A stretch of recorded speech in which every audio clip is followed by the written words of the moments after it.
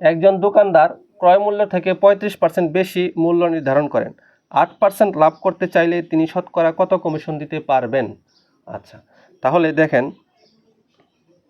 35% বেশি মূল্য নির্ধারণ করেন, তাহলে 35% বেশিতে মূল্য 35% বেশি মানে কি 100 যোগ 35 সমান কত? 135 টাকা।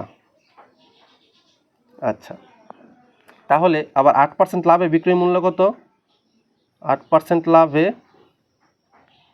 বিক্রয় মূল্য হচ্ছে 100 যোগ 8 সমান কত টাকা? 108 টাকা। আচ্ছা, তাহলে দেখেন 135 টাকা লেখা আর বেচতে হবে 108 টাকা, তাহলে কমিশন দিতে হবে কত? তাহলে কমিশন দিতে হবে টাকার মূল্যে কত টাকা দিতে হবে কমিশন? 135 মাইনাস 108 সমান হচ্ছে 35 টাকা গেলে 27 টাকা। এটা হচ্ছে টাকার হিসাবে। হ্যাঁ, এখন আমরা করবো শতকরার হিসাব। আচ্ছা, শতকরা হিসাবটা কীভাবে করবো? শতকরা হিসাবটা করবো যে 135 টাকায় কমিশন দেয় কত টাকা? 135 টাকায় কমিশন দেয় 27 টাকা।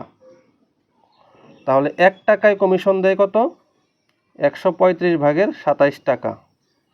তাহলে 100 টাকায় মানে কি শতকরা হিসাব মানে 100 টাকায়, তাহলে 100 টাকায় কমিশন দেয় 27 গুণন 100 টাকা।